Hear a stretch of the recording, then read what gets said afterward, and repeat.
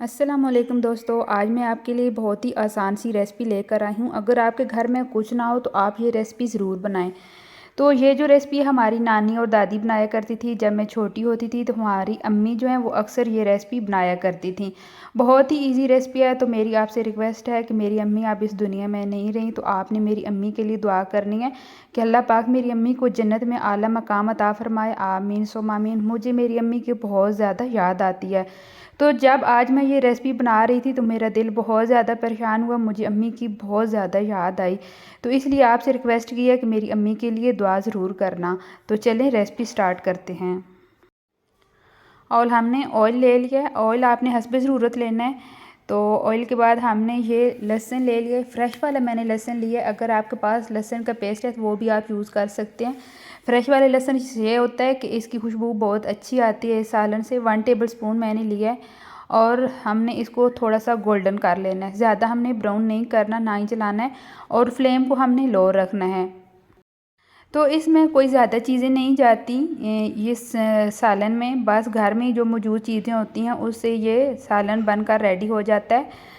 तो ये बच्चे बहुत खुश होकर खाते हैं। जो बच्चे दूध नहीं पीते ये उनके लिए स्पेशल रेसिपी है, और स्पेशल जो मरीज़ लोग होते हैं, बीमार होते हैं, उनके लिए ये बहुत ही नरम सी ग़िज़ा बन जाती है जब हम इसमें रोटी डालते हैं। तो ये देखिए हमारा जो लहसुन है वो हल्का सा गोल्डन हो गया। तो अब हम इसमें मसाले ऐड करेंगे। हाफ़ टी स्पून मैंने हल्दी इसमें ऐड किया है और हाफ़ टी स्पून मैंने इसमें लाल मिर्च का पाउडर ऐड किया है, और नमक आपने हस्ब ज़रूरत इसमें ऐड कर देना है। तो हमने इसको मिक्स करना है, ये देखें इस तरह से।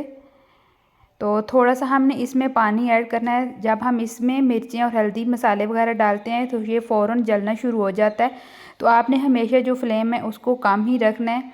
और ये देखें थोड़ा सा पानी डाल लेना है और इसको अच्छी तरह भून लेना है।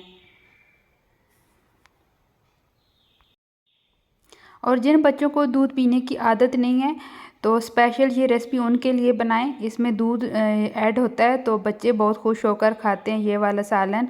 हमारे घर में अक्सर औक़ात हम ये सालन बनाते हैं। मैं वही रेसिपी आपके साथ शेयर करती हूँ जो मुझे पसंद होती है और जो हमारे घर में पसंद की जाती है, वही मैं चीज़ आपके साथ टिप्स और रेसिपी शेयर करती हूँ।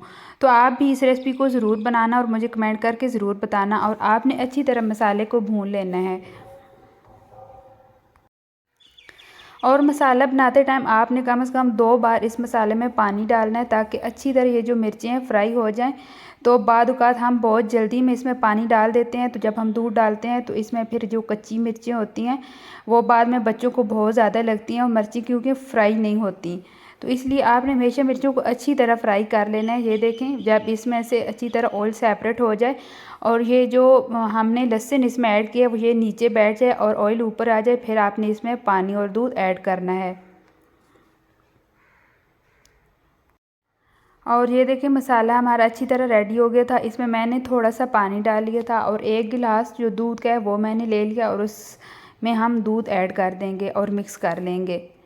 तो फ्रेंड आप जिन्हें मुझे ज़रूर बताना है, बहुत ही आसान रेसिपी है ना। जो मरीज़ लोग होते हैं, जो हमारे बूढ़े माँ बाप होते हैं, जब उनका कोई खाने को दिल नहीं करता तो उनके लिए ये स्पेशल आप रेसिपी बनाकर उनको दे सकते हैं। वो मतलब बूढ़े जो लोग होते हैं, बुज़ुर्ग लोग होते हैं, वो बहुत इस रेसिपी को खुश होकर खाते हैं। तो ये रेसिपी अक्सर औक़ात इस रेसिपी को लोग जानते होंगे जो कि गाँव में लोग रहते हैं। ये रेसिपी वो बहुत ज़्यादा पसंद करते हैं और बनाते भी हैं। और 3 से 4 बॉयल आने तक आपने इसको अच्छी तरह पका लेना है। तो मैंने फ्लेम को ऑफ़ कर दिया था। तो चलें अब रेसिपी को डिश आउट कर लेते हैं। तो आपने इस तरह रेसिपी को बना लेना है और मुझे कमेंट करके ज़रूर बताना है कि ये रेसिपी आपको कैसी लगी। तो आपने रोटी के छोटे छोटे नवाले तोड़ने और इसके अंदर डाल देने और चम्मच के साथ आपने मिक्स कर लेना है, और बच्चों को देना है, बड़ों को देना है, ख़ुद भी खाएं और इन्जॉय करें। और मुझे कमेंट करके ज़रूर बताना है मेरी ये रेसिपी आपको कैसी लगी। और मेरी ये रेसिपी आपको अच्छी लगी है तो मेरी वीडियो को लाइक करें, शेयर करें, सब्सक्राइब करें। इसी तरह मैं आपके लिए न्यू रेसिपी, न्यू टिप लेकर आती रहूँगी। तो मुझे अपनी दुआ में याद रखना। तब तक के लिए अल्लाह हाफ़िज़।